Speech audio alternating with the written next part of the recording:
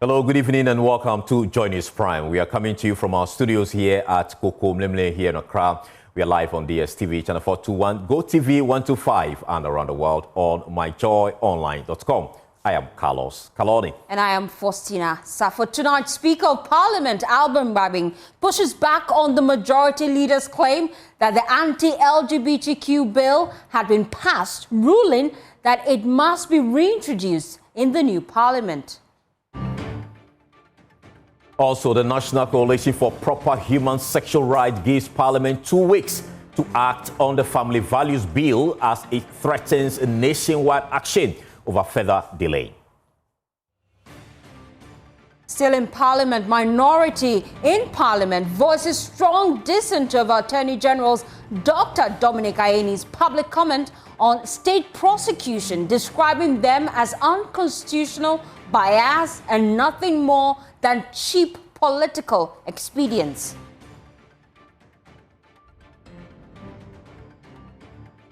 And later in the NSMQ, ongoing twin power propels Ebri Girls SHS to their first quarter-final since 2018 after a comeback victory over PAM SHS and Konongo Odumasi SHS. And we'll bring you business as well as sports here on Joy News Prime. Please stay with us.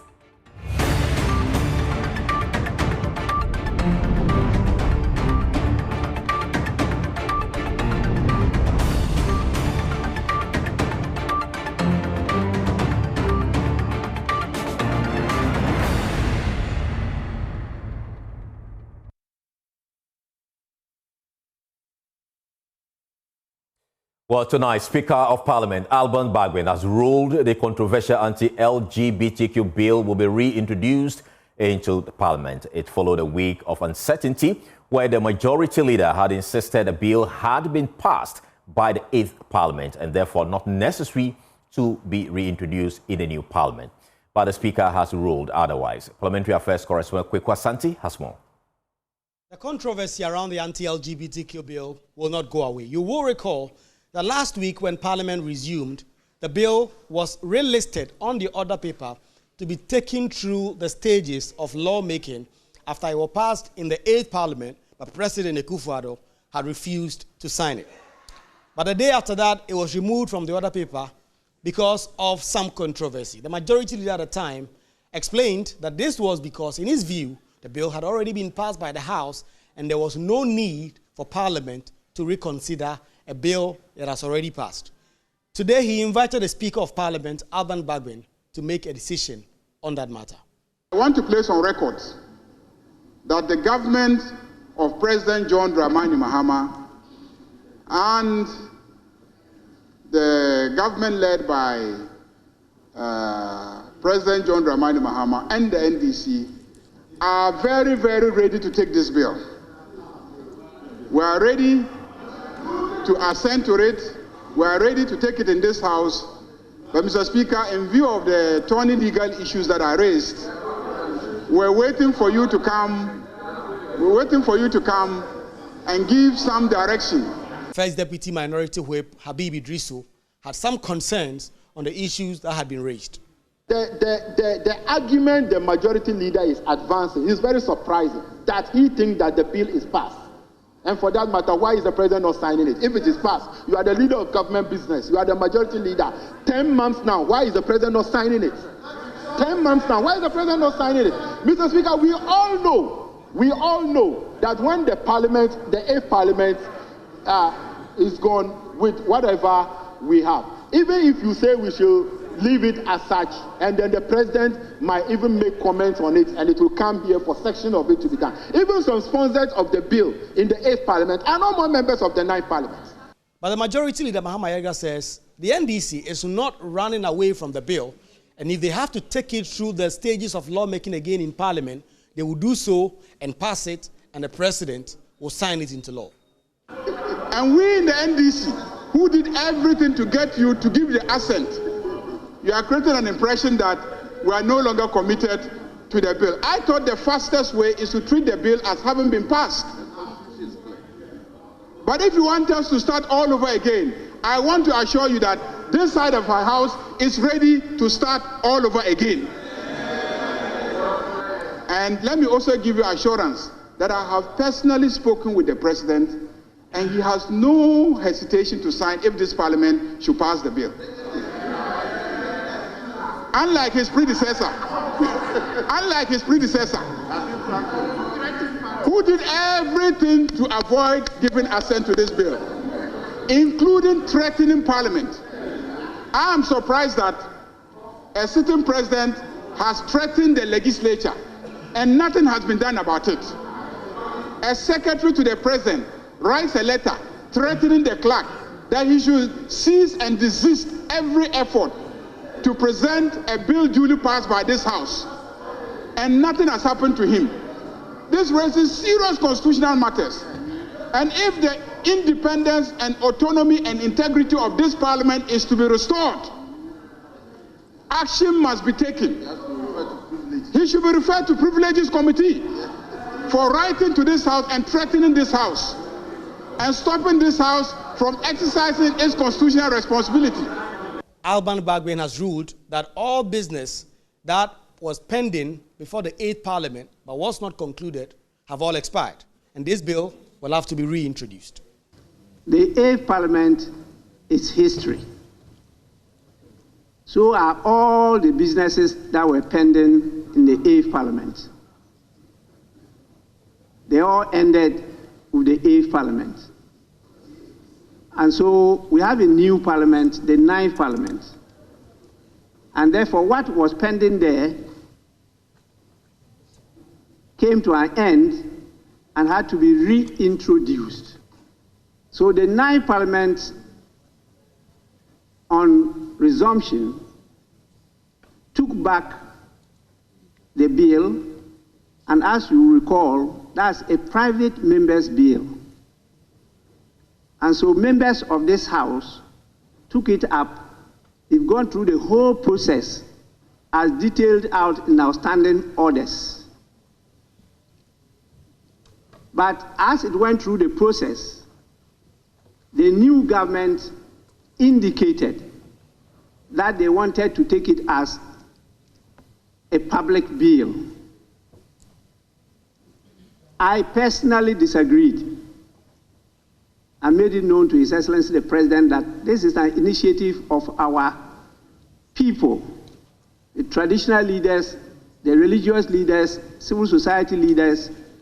Ghanaians wanted this bill passed through private members' bill.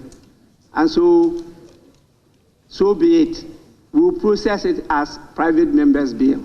The Speaker of Parliament will now go through the motions and take a decision on some of the matters on his desk as the administrative head of Parliament. And then ultimately, this will come before Parliament for a first reading. It will then be referred to a committee, then it will be worked on. There are concerns as to whether or not the Parliament of Ghana will be considering the same bill it passed the last time, which will mean that this process should come a bit faster than what we witnessed under the 8th Parliament. Reporting for Joy News, Kweku Asante, Parliament House, Accra. The National Coalition for Proper Human Sexual Rights and Family Values has given Parliament a 2-week ultimatum to forward the Proper Human Sexual Rights and Ghanaian Family Values Bill to President John Dramani Mahama for assent. At a press event in Accra, the coalition said it will not tolerate further delays after years of political back and forth on the bill. The following report has more. The National Coalition for Proper Human Sexual Rights and Family Values warned that if Parliament fails to act within its given period, it will announce a series of nationwide actions to demand accountability and protect what it calls the moral foundation of the country. The group's lead convener, Moses Fuamoroni, insists the bill represents the value and conscience of Ghanaians and should not be reduced to partisan debate. So if it has been passed, as Honorable Ayariga is saying, then transmit it to the President, let him sign it. If he hasn't, then Mr. President, 10 months is long enough. Let your Attorney General introduce the bill as a public bill. And by the way, so much work was done. So it doesn't need too much. And the current Attorney General was very much involved in the bill that was passed on the 28th of February 2024. So if he's supposed to bring it, All we have to do is bring back the provisions in respect of the care, treatment, and support, and then the flexible sentencing policy, which were removed, and then we are there. So that shouldn't take too long. At most a month, that should be done. So we're holding their feet to the fire. The coalition also expressed frustration over what it describes as government silence and Parliament's hesitation on the bill, which it says reflects Ghana's moral conscience and cultural identity. The group warned that continued inaction would erode public trust in political leaders who promise to uphold traditional values. Ghanaians have expressed support for the passage of the bill. It is incumbent on the President and Parliament as representatives of the citizenry to act accordingly. Failure to do so would lead to widespread disappointment and further erode public trust. We also take note of the assurance by the former President Dramani Mahama, he's our current president, who has publicly expressed his readiness to sign the bill into law. The coalition parliament to either pass the bill or forward it to the president for assent, insisting time for delay is over. Well, the minority in Parliament is lashing out at the Attorney General, Dr. Dominic Ayeni, over his recent public pronouncement on ongoing state prosecutions. The AG's press briefings have sparked concerns, with a lawyer to the minority describing his press briefings as unconstitutional, biased, and nothing more than cheap political expedience. Now, speaking at a press conference in Parliament today, the minority's legal counsel and MP for Swame, John Darko, said the Attorney General's public remarks about ongoing prosecutions amount to pronouncing subject or suspect guilty before fair trial. The AG says he is into this media circus because he doesn't want to be referred to as an incompetent Attorney General because he wasn't an incompetent lawyer.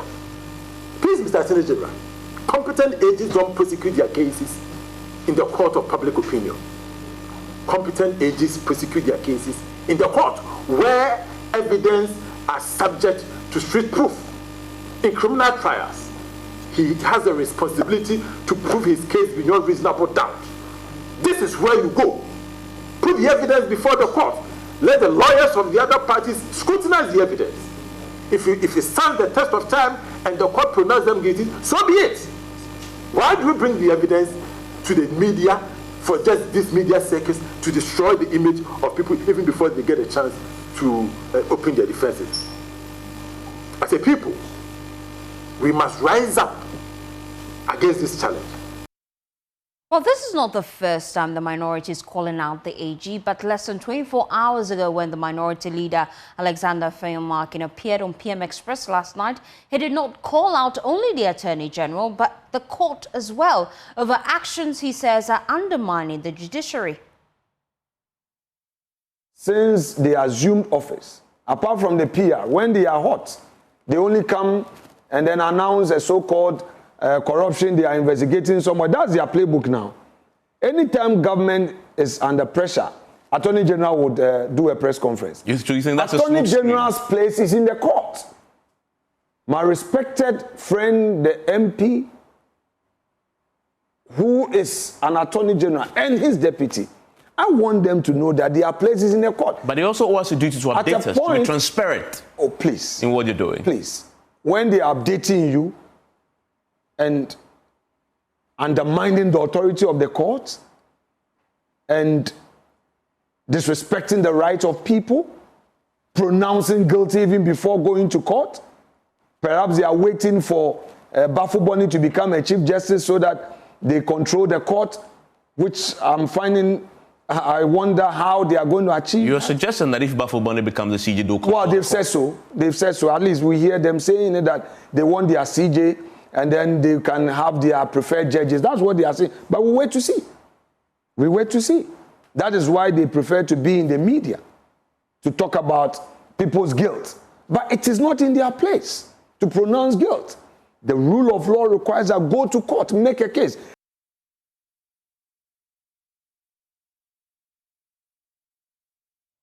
Well, on the controversial matter of the dismissal of Gertrude Tokonu and the appointment of Justice Paul Bafuboni as the acting Chief Justice, the minority leader says, contrary So Sessions that they will absent the vetting of the CJ nominee. This is what they will do. Will you vet Bafo-Boni? Oh, all our cards are on the table. We'll get there. Including not vetting him and boycotting the vetting. Because you are the ranking on that. You are the vice boycotting chair. is Vice out. chair. Boycotting is out. So categorically, you will not boycott. We will not boycott it. Anybody who is expecting us to boycott, I say here and now, we will never boycott it. So what will you do instead? We will do what is right. He himself must know that there is a Chief Justice. He himself must know. And who is the Chief Justice? He knows who is the Chief Justice. No, I'm asking you. You suggested he knows who the Chief Justice is. They only act, there's an acting Chief Justice. So he knows that he's acting. Yes. He knows he's acting and he knows that there's a substantive Chief Justice. And who is that? The lady has a case before you. You know that you are to empanel. If you want to rule, empanel the court, determine the matter, and then bring a finality, then we can talk. You're saying that Getu Tokono is still the substantive CJ? Well, it is to be known by him that it is the case. The woman has a case before you challenging the processes. You've refused to empanel the court. But the warrant of the president is final. The president has discharged his constitutional duty. Yeah. I'm not talking about the president. So I'm talking about the processes. Listen to me. I'm talking about the processes and her rights as a citizen of Ghana and a public office holder. Well, let's explore this further. Let me bring in John Darko. He is Minority Legal Counsel, as well as Member of Parliament for Swami. We appreciate your time here on Joy News Prime. Now, you're raising concerns about the conduct of the Attorney General. What do you plan to do moving forward, especially because you say that he is, going ahead to declare individuals guilty even before the court has done the same? What's your next line of action? Well, thank you very much. But isn't it a fact that he's declaring people guilty before they get a chance to put their defense across? That's what he's doing. So it's not as if we are the ones saying it. It's a fact that the Attorney General has gone out there calling people thieves, calling people criminal looters. He's calling people as members of a criminal syndicate. This is what the Attorney General is doing. He has made all of you, including people at home. Now everybody believes that the persons he's mentioned are all guilty. And that is not what an Attorney General is supposed to do. But in fact, in his defense, responsibility, really, first of all, in the Attorney is to General's defend defense, the people of Ghana. Mr. John Darko, in the Attorney General's defense, he says he's simply updating the public on the different cases on his table, especially because of the concerns that Oral seems to have gone to sleep.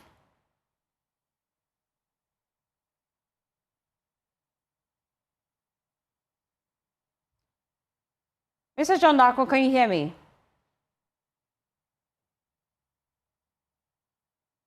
Well, we're just reconnecting the lines to Member of Parliament for Swami. He's just joined us here on Joy News Prime. If you just tuned in, the minority is raising concerns about the conduct of the Attorney General. They are of the opinion that he is, just declaring individuals guilty before the court declares them guilty. They have concerns that this has the potential to damage the reputation of individuals who he mentions in the different news conference he has had since he assumed office. I have clear connection now to John Darko. I was just telling you that the Attorney General in his defense says that he's simply updating the public on the different cases before him, and that's his aid in transparency, is it not?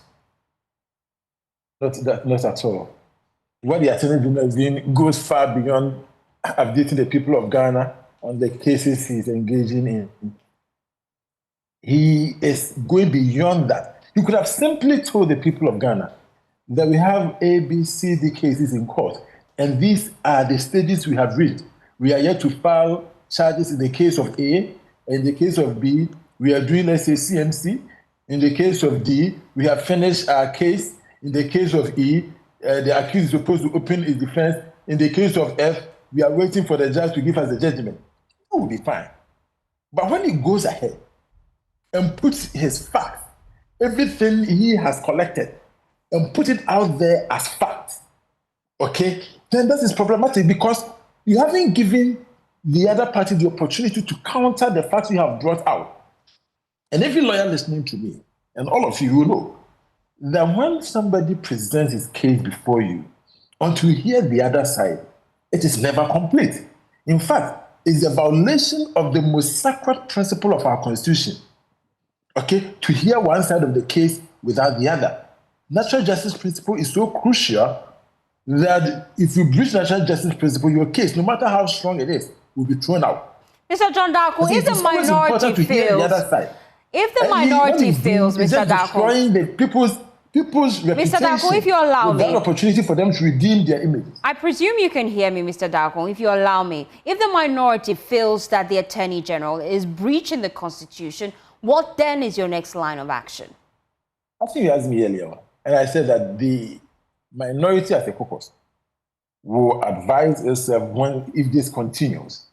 And the advice, of course, will include even going to court to restrain him. Because you see, our judges have always insisted the lawyers of cases should not come out to, as it were, bring the case into the media. But what is happening here is that the Attorney General, who is the head of the bar, is now breaching the ethics and standards that the courts have set. The courts have set that standard. They've set the ethics that lawyers in cases are not allowed to sit on the media and be discussing the cases. Yet the Attorney General, who is the head of the bar, feels that he's above the law. He feels that the ethics standards that we have set for ourselves is useless. He's thrown them into the gutter and believe that he can go out and discuss people's guilt and actually declaring the number of years they can serve in court if convicted. Who does that?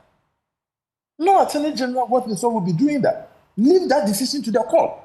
Otherwise, what you are telling us is that you have the court under your armpit and you can control them, you can ensure that they are convicted, and then you can ensure that they are sentenced to a particular number of years.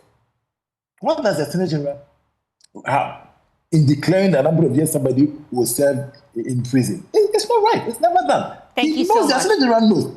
All they are doing is to create dissatisfaction for the former government and the former government officials. Okay. And that is wrong. That is not how you run our politics. Thank you so much, Mr. Darko. Well, away from that, the Municipal Chief Executive for Ayawaso West, Dr. Michael Mensah, has vowed to get to the bottom of the Roman Ridge building collapse this afternoon here in Accra. Speaking on the incident, Dr. Mensah announced that the Assembly will set up a committee to investigate the circumstances surrounding the collapse of the story building under construction. My colleague Fatal Baiga has more in the following report. The building, located between a 10-story apartment complex and the Ghana Institute of Engineering, collapsed while still under construction. Reports indicated that people were trapped under the debris.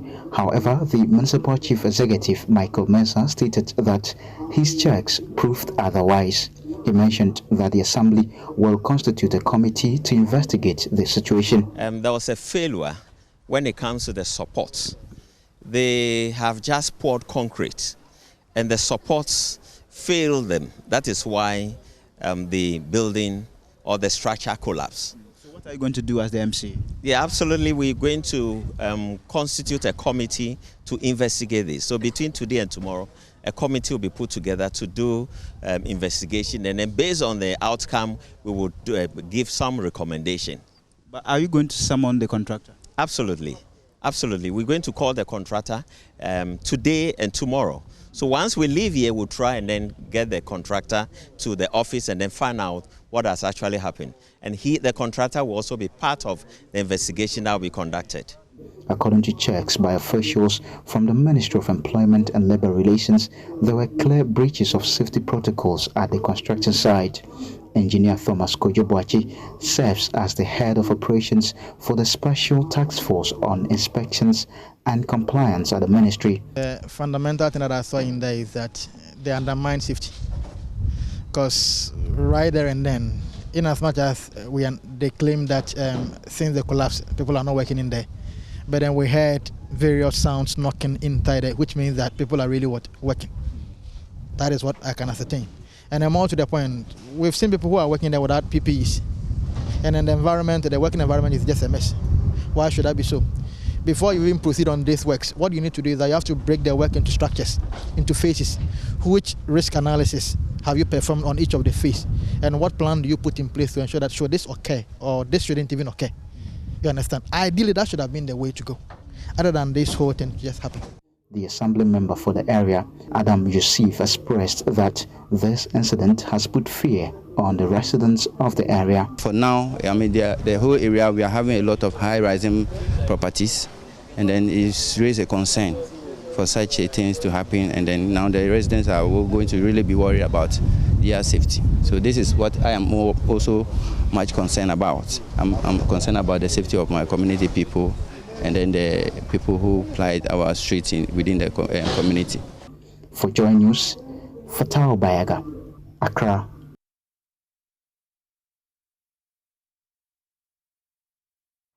You're still watching Joy News Round. We're back after this quick turn. Please stay with us.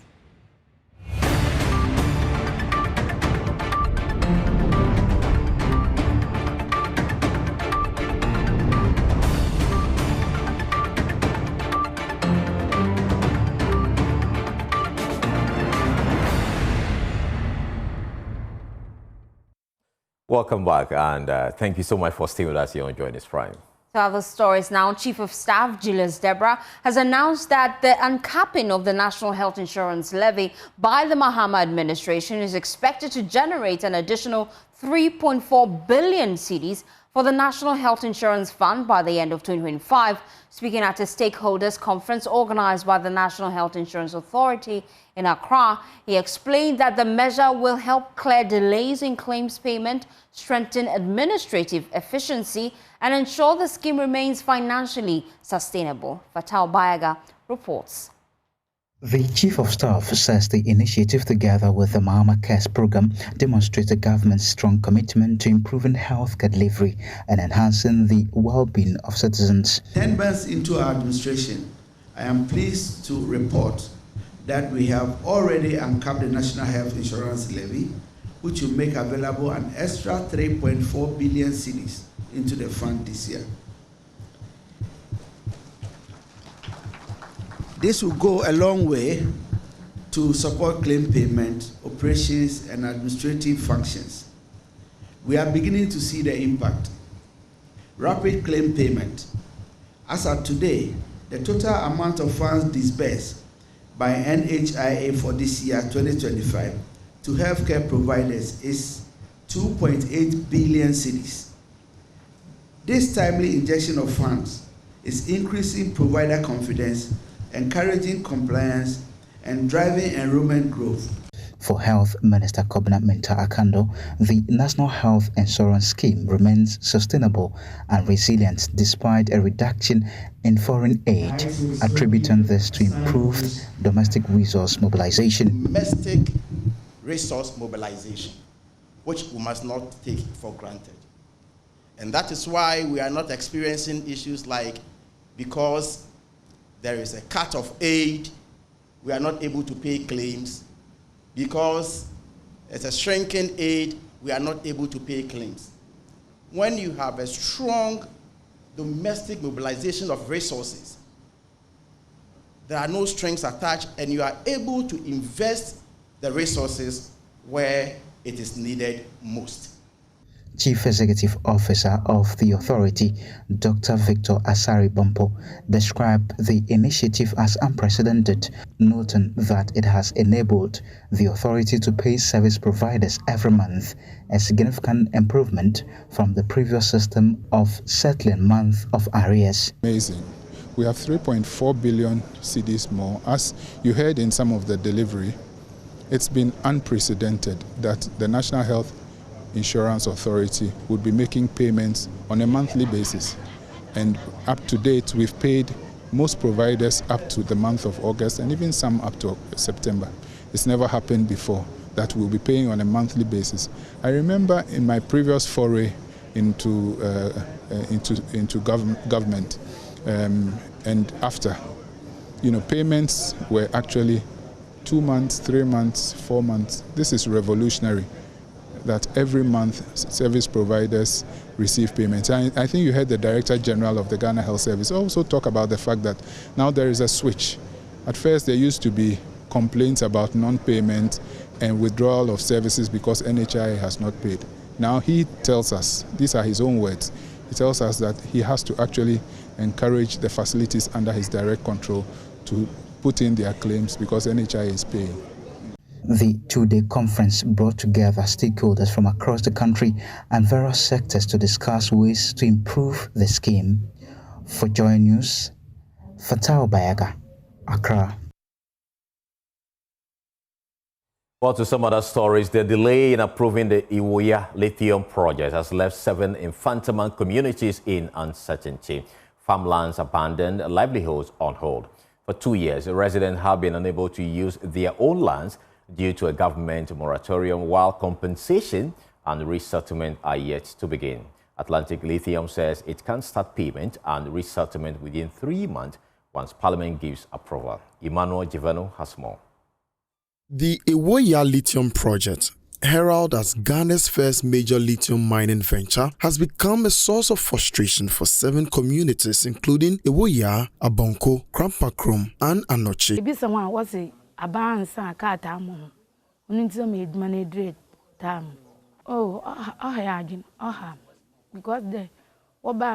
one must stop work until ye juma na sisi awba muebo so ye juma bi ala won so ni bi and again.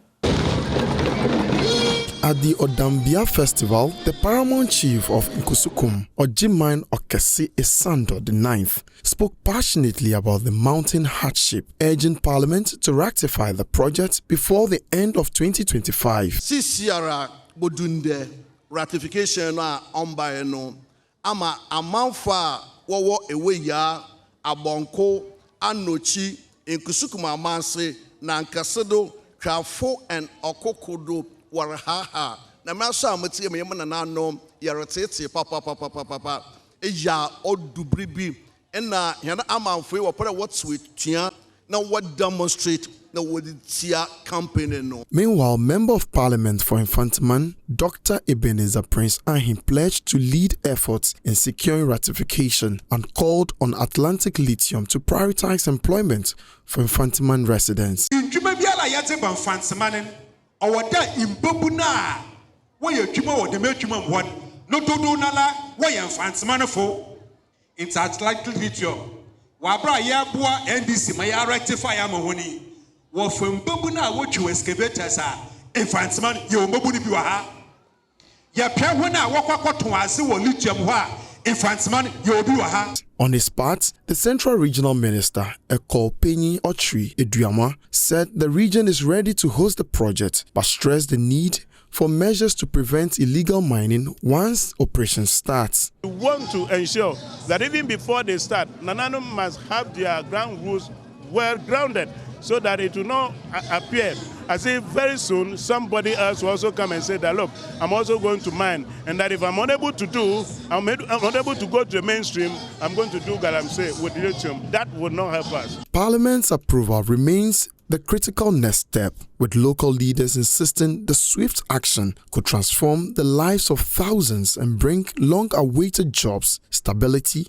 and development to Infantaman and Nkusukum communities. Emmanuel Giveno, Joy News, Central Region.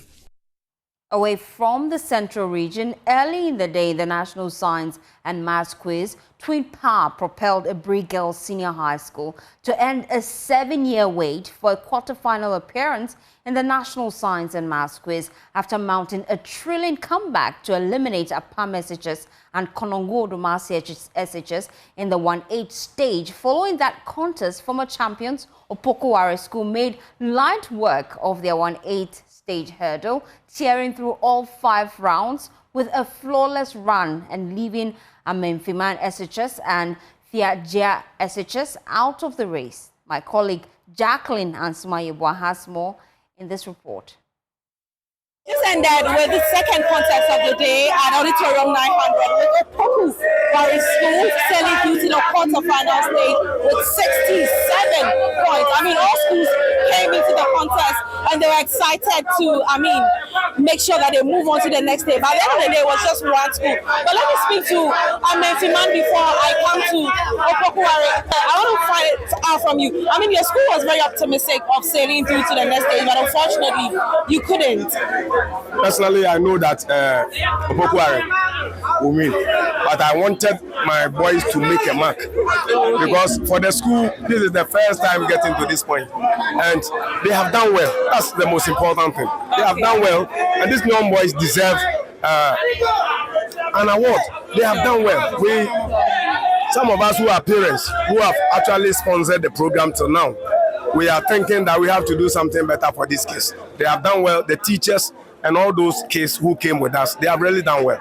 I'm very grateful to Joy News and the Clute.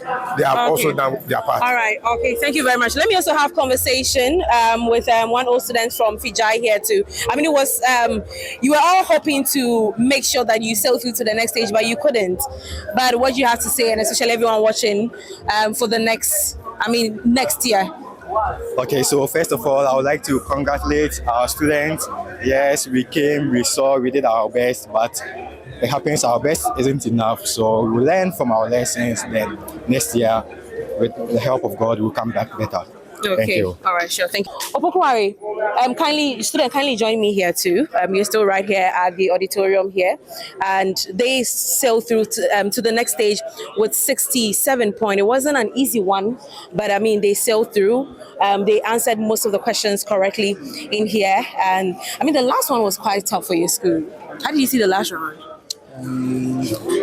Okay, it's not bad, but we are looking forward to realizing our shortcomings and working on them to improve ourselves. Sure. Do you think this contest was an easy win for Opokuwari? Yeah, by the grace of God, we won easily, but some things have been reviewed, so we'll go back home and do our homework. Okay. Now, I'm also hearing that Every Girls has also qualified to the next stage, looking like you're likely to meet Every Girls in that contest. What do you have to say, especially to the schools that you are meeting in that contest? All we have to say is that in our next contest, we'll do our best. That's all. Okay, all right. Let me also speak. Well, we'll take a short breather. When we return, Showbiz is up next. Please stay.